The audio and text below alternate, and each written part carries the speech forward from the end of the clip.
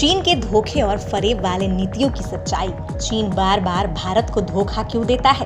क्या है चीन की आर्ट ऑफ वॉर की थ्योरी?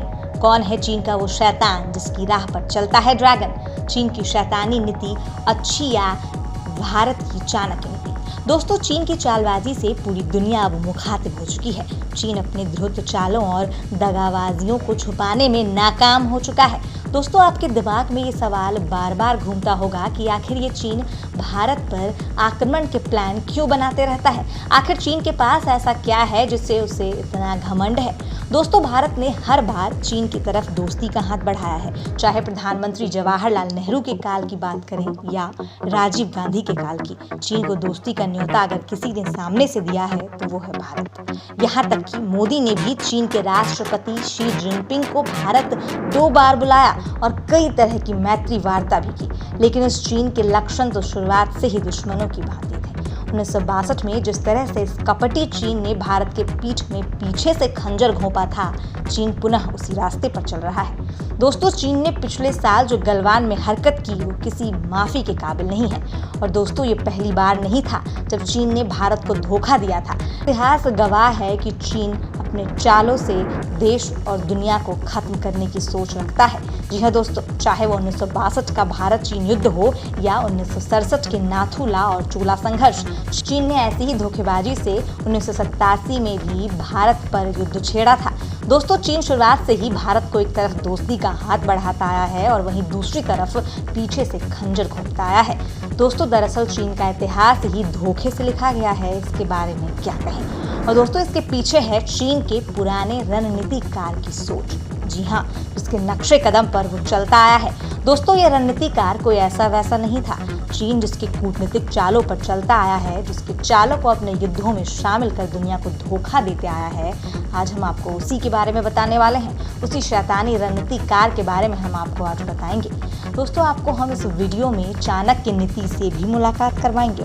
हम आपको बताएंगे कि हम भारतवासी कितने सच्चे और ईमानदारी में विश्वास रखने वाले लोग हैं। दोस्तों, एक बार भारत माता की जय जरूर कमेंट बॉक्स में लिखाएं। चलिए वीडियो की शुरुआत करते हैं। दोस्तों, चीन का वो शैतान जिसके नक्शे कदम पर आज भी जिनपिंग चल रहा है, उसका नाम था सुन वू। प्राचीन चीन के सेना नायक, रणनीतिकार तथा दार्शनिक कहा जाता है उसे। माना जाता है कि सुन त्सू नामक ग्रंथ की रचना भी उसी ने की। यह ग्रंथ सैन्य नीति का बहुत प्रभावशाली प्राचीन ग्रंथ है। कहा जाता है कि चीन जिन जिन रणनीतियों को अपने युद्ध में देश दूसरी देशों के सामने रखता है, वह इसी ग्रंथ से आया है। सुन त्सू का जन्म ईसा पूर्व 544 में हुआ था। उस समय चीन अपने इतिहास के वसंत व शरत काल में गुजर रहा था। वे शी राज्य के निवासी था। जब वो 19 वर्ष की उम्र का हुआ तो वो पूर्वी चीन के वू राज्य में गया और वू राज्य के उपनगर में सैन्य विद्या ग्रहण करने लगा। वू राज्य के अधिकारी वू जी शैन ने वू के राजा से सुन त्सू का परिचय करवाया। सुन जी ने अपने 13 लेख वू के राजा को दिए। वू के राजा ने ये लेख पढ़े और पढ़ने के बाद सुन त्सू की बड़ी प्रशंसा की। लेकिन वू के राजा को यह पता नहीं चल पाया था कि सुन त्सू इन विचारों को यथार्थ लड़ाई में प्रयोग कर सकेगा या नहीं। इसीलिए उन्होंने सुन त्सू को राजमहल की उच्च दासियों से अभ्यास करने का आदेश दिया। सुन त्सू ने 180 दासियों को 2 दलों में विभाजित किया और वू के राजा की पसंदीदा 2 सुंदरियों को दोनों दलों का प्रधान नियुक्त किया।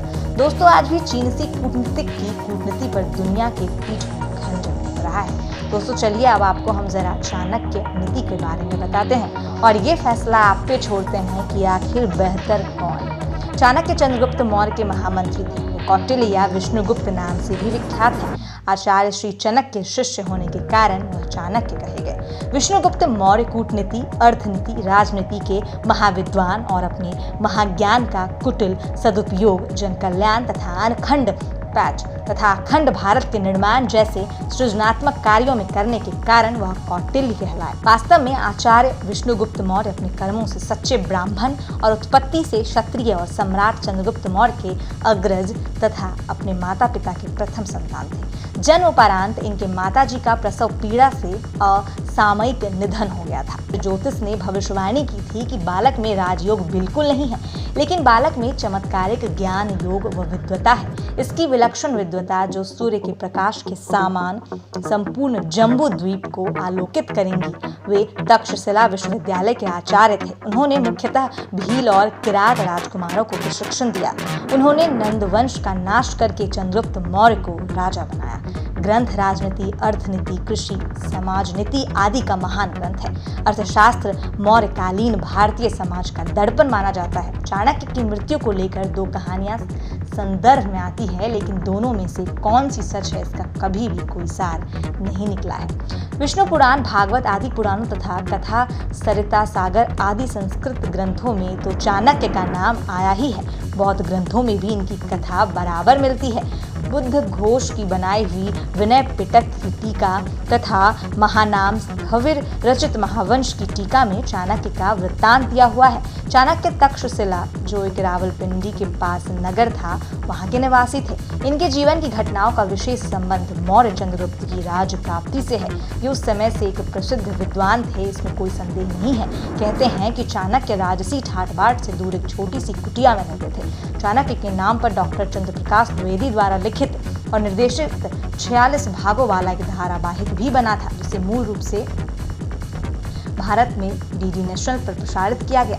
जी हाँ दोस्तों, चाणक्य ऐसी राजनीतिक नीतियों का पालन करने को कहते थे जिससे न सिर्फ ईमानदारी झलकती थी, बल्कि वो सारी सच्चाई जो भारत को एक महान देश बनाती है, सबके सामने प्रेरणा का स्रोत थी। कौटिल्य ने विदेश संबंधों के संचालन हेतु 6 प्रकार की नीतियों का विवरण भी दिया है।